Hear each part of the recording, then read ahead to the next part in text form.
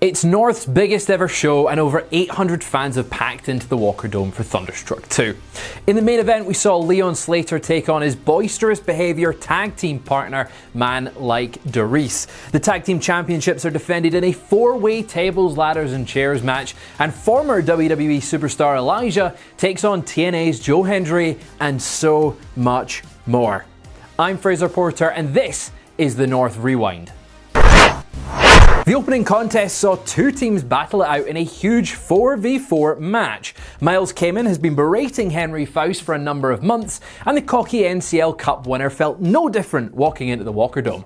Confident that Faust had no friends, Kamen and hired muscle Kemper were joined by Yorkshire toughs Reese and Rogan. Little did Kamen's team know, Faust has made some good hometown friends in Big Man Kegstacker and Geordie Judas Big Lou Nixon. For his final team pick, Henry said, "It's not always about the friends I made, it's the enemies you have made." And that enemy was none other than TNA star Trent Seven. The match took no time to erupt, with all 8 competitors lathering each other from the very start. Leaving Keg and Kemper in the ring, the two men faced off, with Keg eventually sending Kemper to the floor. Reese and Rogan immediately came in and double slammed Keg to the mat, taking him down. Seven came in and pelted the tag team with stiff chops, eventually sending them back out the ring. Kamen quickly slid in and hit Seven with a beautiful flying uppercut. Next we found Big Lou Nixon coming in to face off with the Golden Boy, taking him into the corner and hitting his signature back elbow strikes and a spinning heel kick.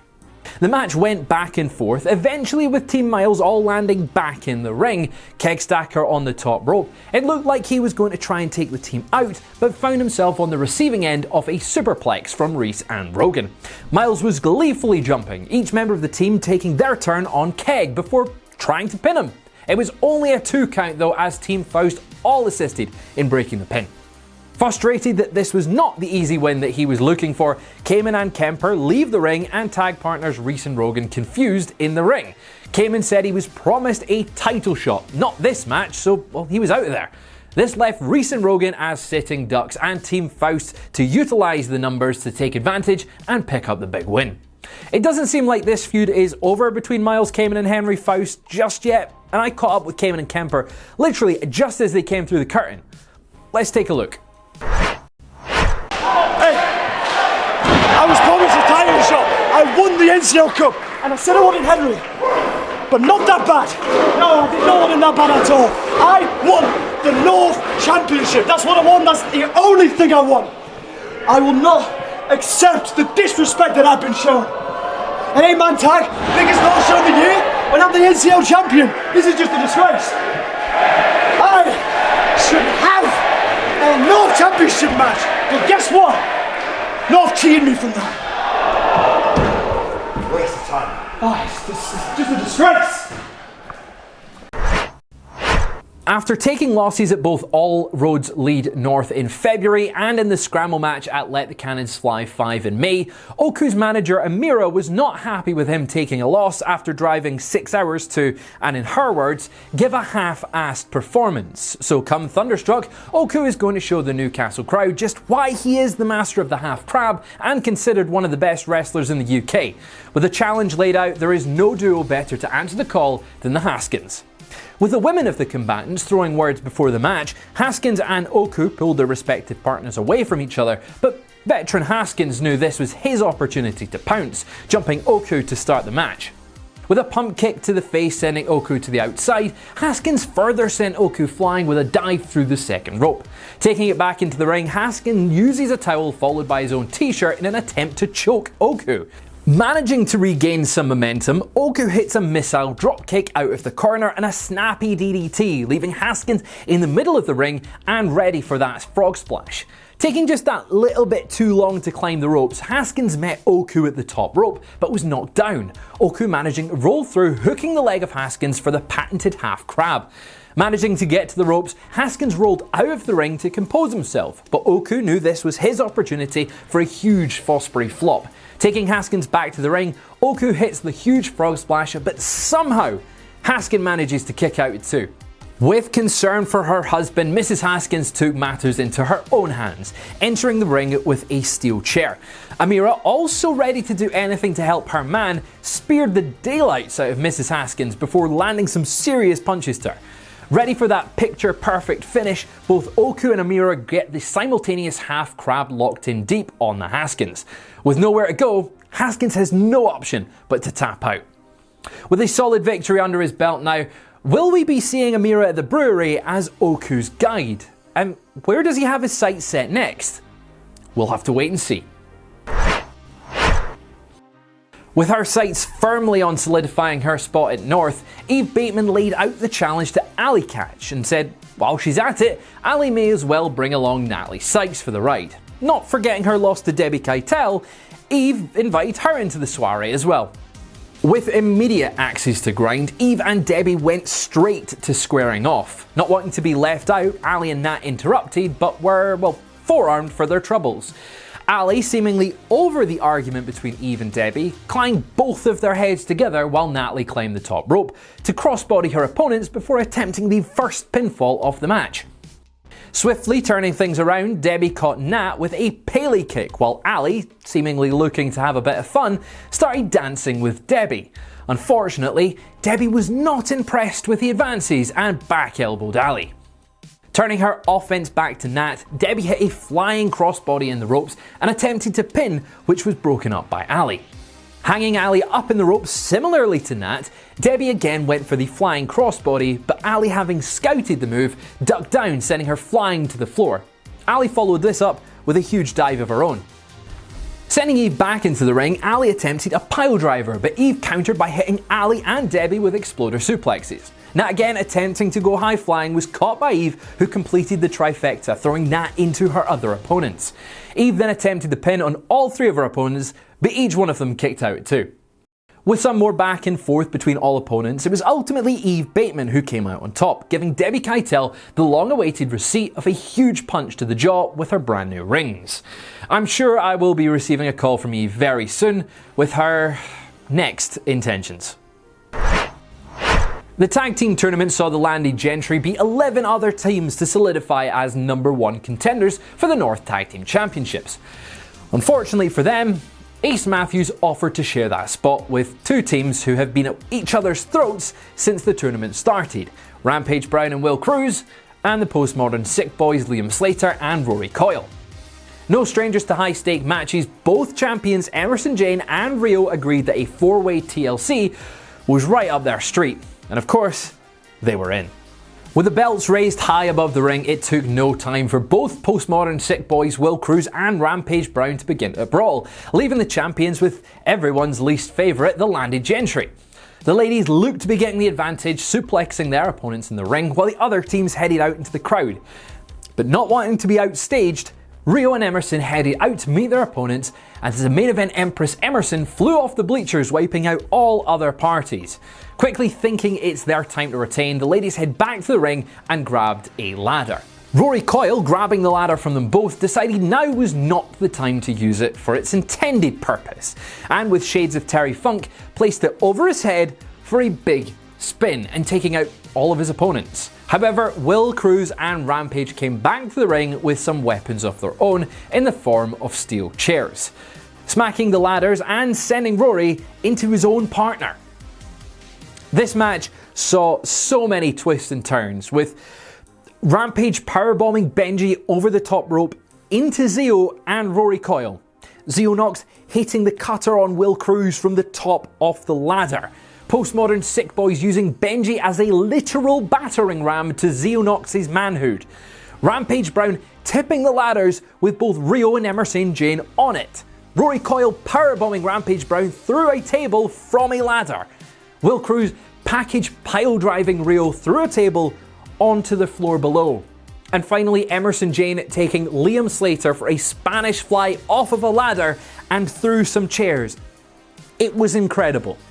The match could have really gone to any team, but heading up the ladders one last time, Benji lit the face of Rory Coyle on fire before unhooking the tag team belts and taking the win for the Landed Gentry.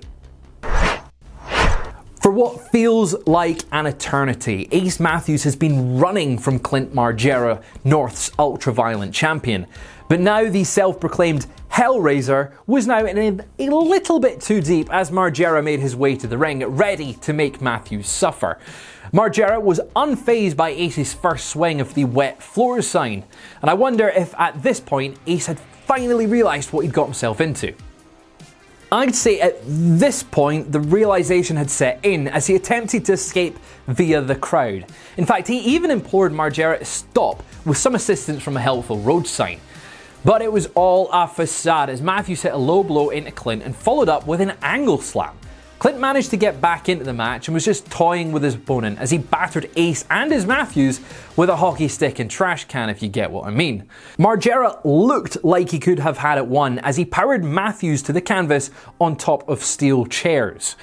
However, Clint walked to the back to the confusion of the entire North audience. But that confusion soon shifted to sadistic delight as he returned to the ring with a barbed wire table. But coming to the aid of his friend, Benji looked to talk Clint out of putting Ace through said table. But from behind, Zeo Knox was ready to strike. But Clint moved out of the way as he threw white powder inadvertently into the face of Ace.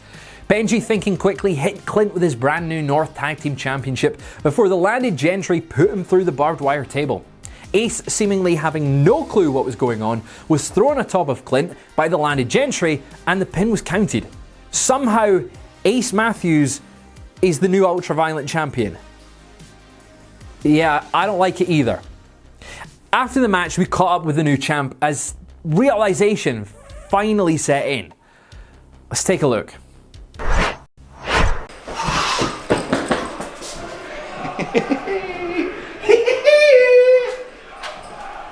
The hardcore Hellraiser, Ace Matthews, Ultraviolent Champion!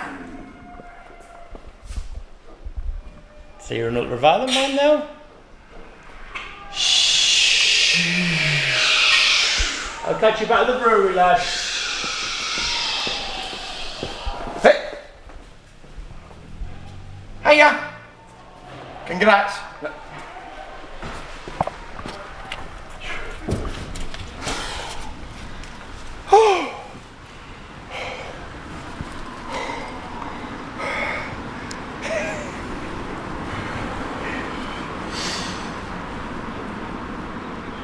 Right, this.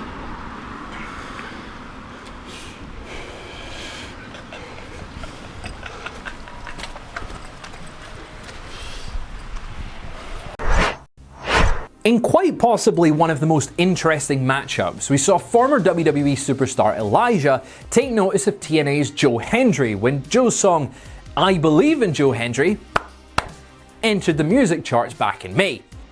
Although wishing Joe well, Elijah said he'll see Joe in July at Thunderstruck 2. Upon arrival at the Walker Dome, upset that the attention had shifted from him, Elijah dared to say his name, and well, we got to enjoy Joe's new entrance music.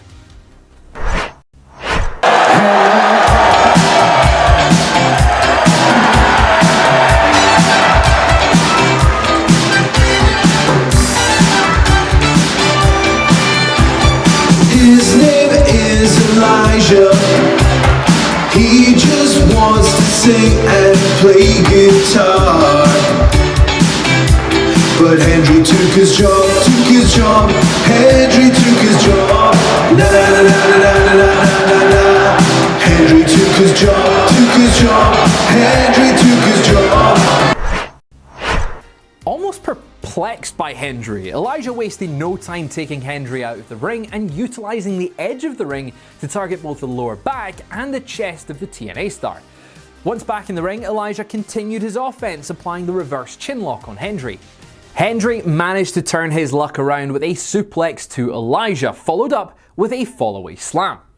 Going to the top rope, Hendry went high risk and was caught with a huge knee from Elijah and the first pinfall attempt of the match. Getting a 2, Elijah then hit Hendry with a drift away, but again, shocked at only getting that 2 count. In a moment of frustration, Elijah picked up his guitar from ringside, but was promptly stopped by referee Rich Swift, who handed it back to a yellow shirt at ringside. This distraction gave Hendry enough time to get the inside cradle hooked and tight on Elijah for a 3 count and a huge win. Lizzie Evo is someone who is always ready for a fight and isn't afraid to show it. But Thunderstruck could possibly be her biggest match yet as she stood across the ring from Miyu Yamashita, trying to get a feel for each other early on as Evo dodged Yamashita's very quick and strong kick attempt, but she managed to slow the pace a bit and block Miyu from even attempting any strikes. This was until a very stiff penalty kick to the back of Lizzie. More kicks followed as Miyu kicked the back of Evo, who was draped over the top rope. She followed this up with another penalty kick to Lizzie, who was on the outside of the ring. Lizzie, ever the opportunist, managed to avoid another attempted kick and instead sent Miyu's foot into the steel post with force, and then sent her head into the post for good measure. This appeared to turn the tide for a while as Lizzie controlled Miyu with kicks, suplexes and some very close pin attempts. Eventually, Yamashita got back into the match as she surprised Lizzie with some quick strikes and a huge clothesline off of a rebound. At this point, Yamashita had zeroed into Evo's back and shoulder as she delivered some huge and thunderous kicks. Both women now on the top rope, Lizzie looked to be going for a superplex, but Miyu picked her up and threw her back to the mat with an avalanche Michinoku driver. But somehow, Lizzie was still in the match. Back and forth strikes showed the tenacity of both women, each attempting to one-up their opponent.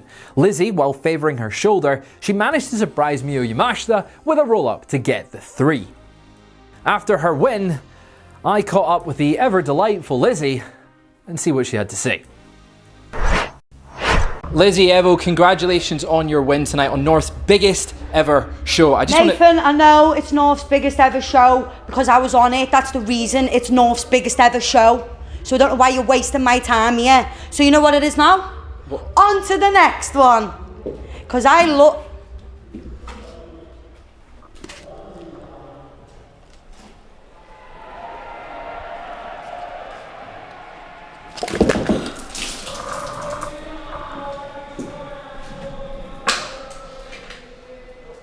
Are you just gonna stand there?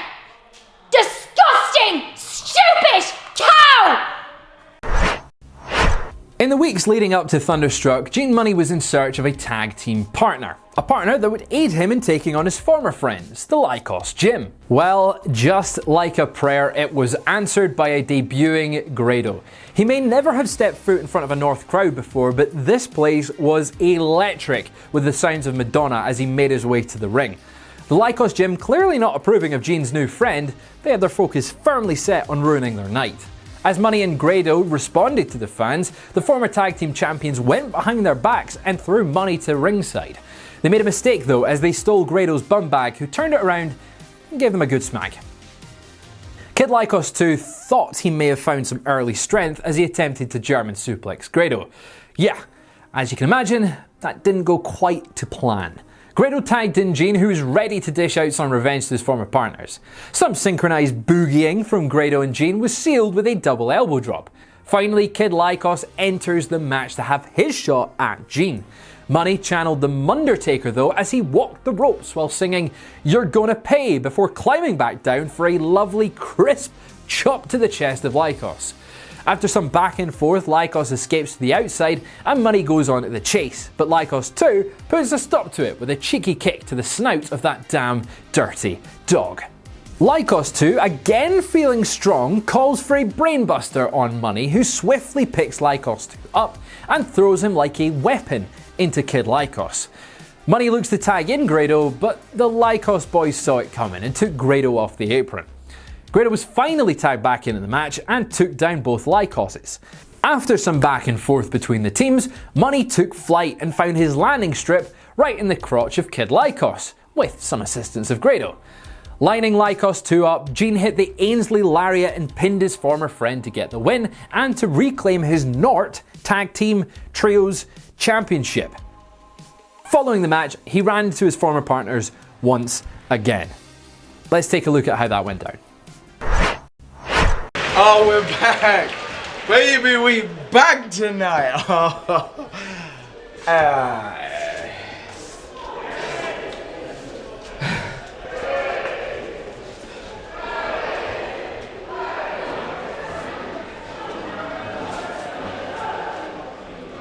It's been fun, lads. It's been fun. It's the match that everyone has been waiting for.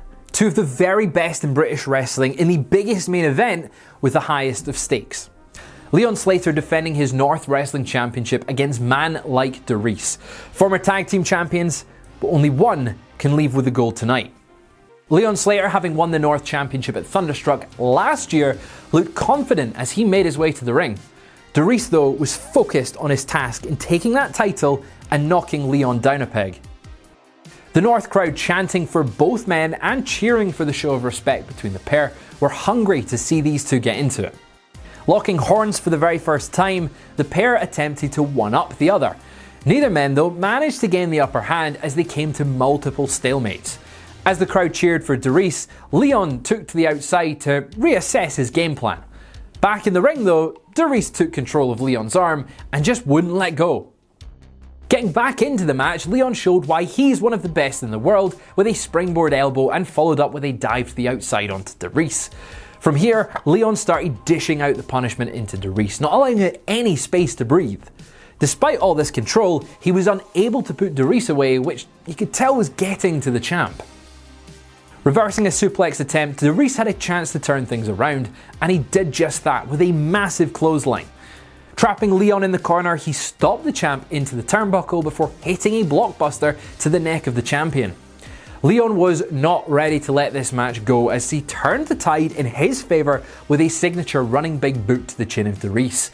But he wasn't finished there as he delivered another stiff kick and started to begin the climb to the top rope.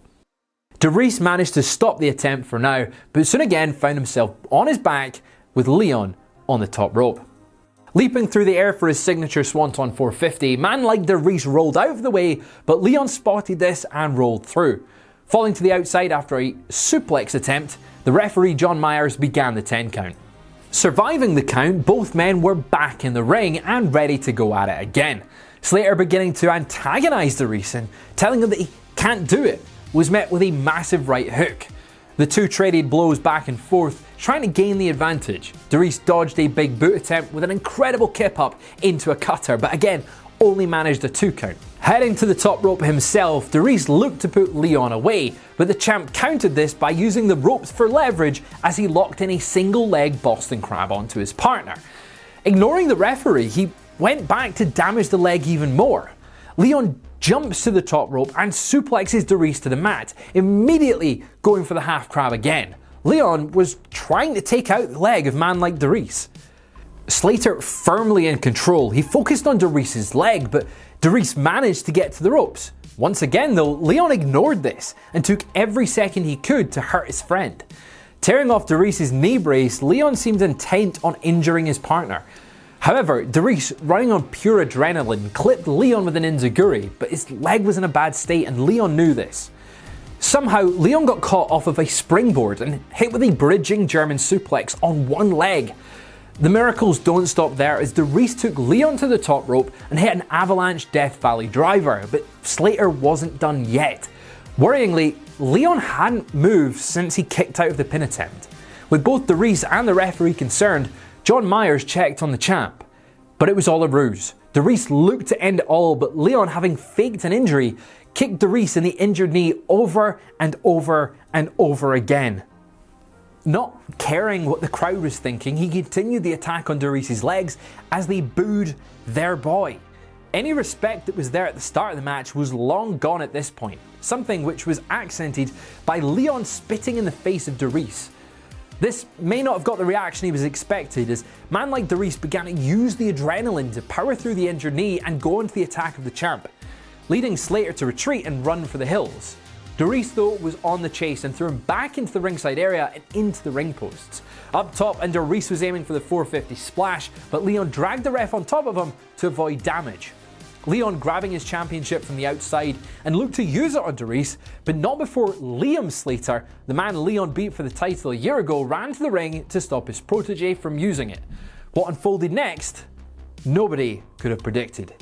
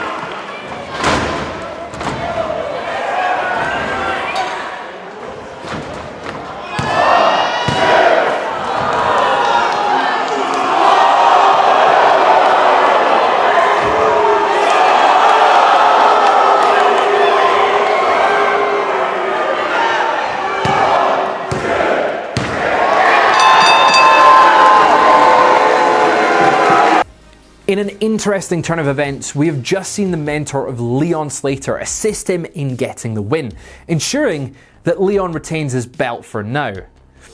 North's camera team will follow up with the Slaters and find out just what motivated Liam to help his successor on the biggest North stage ever. And that was Thunderstruck 2. You can watch the full show now via North's Patreon, YouTube Premium, or as part of your Triller Plus subscription. Tickets for All Caps All Day, being held at the Garage in London on the 24th of August, are available now, both as an all-day event in conjunction with Attack and Hustle, or as an individual show. Links will be below in the description. As already confirmed, your main event will see Leon Slater defending his North Championship against veteran Rampage Brown. After her big win, it seems Lizzie Evo now has her sights set on Debbie Keitel. It has also been confirmed that Rio and Emerson Jane will be taking on Sunshine Machine, and Trent Seven will be going one-on-one with man like DeReese. Make sure to follow North Wrestling on social media with the links down below in the description, as there are more announcements still to come. Remember to click subscribe and hit that bell so you don't miss a single video here on YouTube. I'm Fraser Porter, and this was the North Wrestling Rewind, and I will see you next time.